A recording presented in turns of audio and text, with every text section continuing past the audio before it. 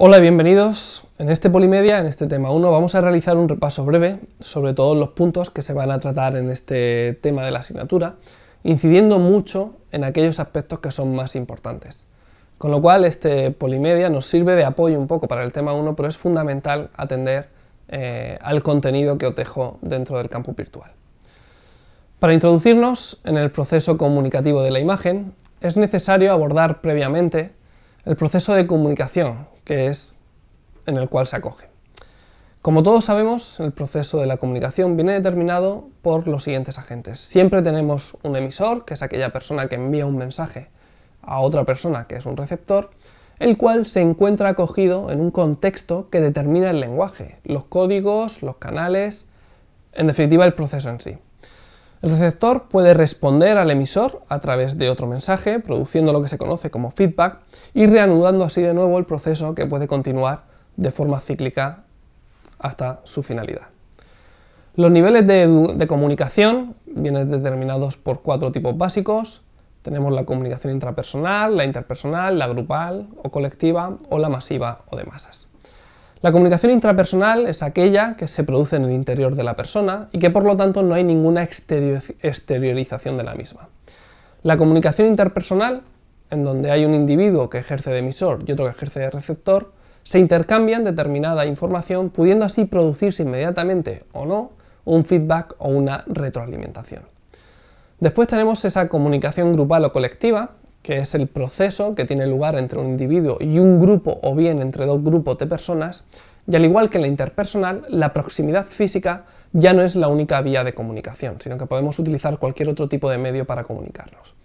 Y por último tenemos la comunicación masiva o de masas, que es aquella comunicación cuyo objetivo es llegar a un gran número de individuos a través de algún tipo de medio tecnológico.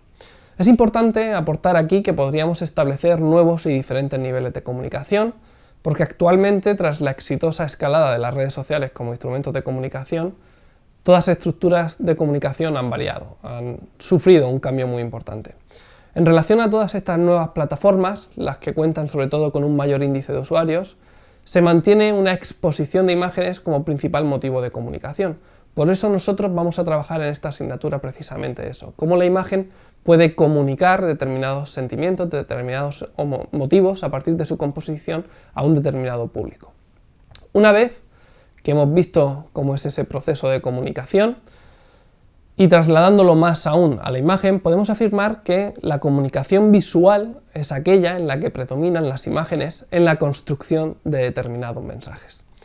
Tenemos que tener en cuenta que han sido las cualidades de la imagen las que han ido definiendo sus propias propiedades hasta convertirla en un lenguaje totalmente autónomo. Interesa puntualizar aquí que la comunicación visual comparte los mismos mecanismos que la comunicación en general, aunque la decodificación de las imágenes presenta una destacable especificidad, como veréis a lo largo del temario. Por último, en el punto 1.4 de la imagen, definimos qué es la imagen, que es un término que proviene del latín, de imago, y que a su vez nos remite a imitari, que hace referencia a un retrato o reproducción.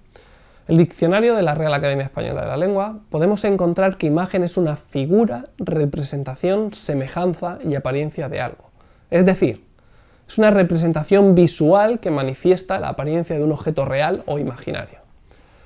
Haciendo referencia precisamente a que puede ser un objeto real o imaginario, se puede decir que, por lo tanto, cualquier imagen describe una determinada figura, efectúa una propia representación de esa figura y, por lo tanto, es una semejanza porque detalla un aspecto o imita la apariencia de una determinada cosa. Nos quedamos, por tanto, con la idea de representación, no de algo original, sino de una copia de un referente que, por tanto, no genera una nueva realidad, pues la propia imagen tiene por ende la capacidad de representar y no de componer un nuevo escenario y por lo tanto una nueva imagen que sea diferente a esa imagen de referencia. A lo largo de la asignatura y con el paso de los temas se podrá ir constatando la importancia de la percepción, tanto visual como mental, para la formación de la imagen turística, pero nos centraremos aún más si cabe en la parte más visual, en cuál es la atracción que tiene el consumidor a partir de la imagen, en este caso a partir de la fotografía. Expuesta a la fotografía como parte de la comunicación visual, debe presentarse también unas determinadas funciones. ¿Qué funciones tiene la comunicación visual? Pues en primer lugar, la comunicación visual tiene una función o puede tener una función expresiva o emotiva, que es aquella donde se tienen como objetivo transmitir determinadas emociones. Por lo tanto, las imágenes que están dentro de esta función son imágenes que se utilizan con una finalidad muy sentimental. También tenemos imágenes que cumplen una función cognitiva, apelativa o exhortativa y que está relacionada con la persuasión. Su objetivo es convencer. Los mensajes publicitarios normalmente son los usuarios que por excelencia utilizan más esta función para poder convencer a los posibles clientes. Otra de las funciones que cumple la comunicación visual es la función referencial o informativa. Son imágenes cuyo objetivo es principalmente informar. Su función es ilustrar un texto o una noticia, incluso su uso es acusado en libros de texto o de prensa, así como también en determinadas señales de tráfico a modo de referencia o a modo de información.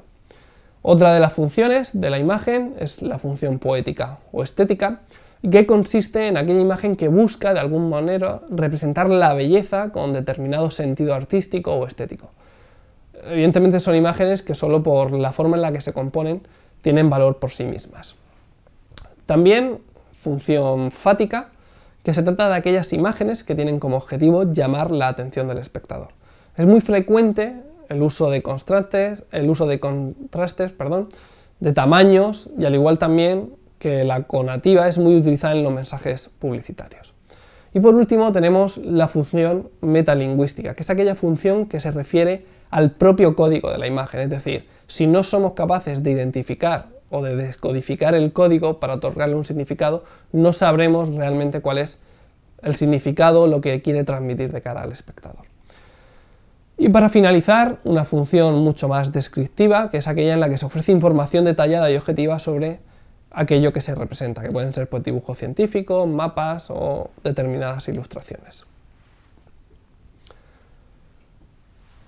Todas las imágenes han de tener, por tanto, un referente, es decir, un objeto de referencia al cual copian, ya que nosotros no podemos construir por sí mismo una fotografía, una imagen en este caso, acerca de lo que no conocemos. Siempre tenemos un referente a partir del cual construimos. Este referente no tiene siempre por qué ser figurativo, no obstante, si no hubiera referente no habría comunicación, y por lo tanto a este respecto Charles Peirce realiza una distinción de los signos en función de su relación con el objeto que se refiere, clasificándolos en icono, índice o símbolo.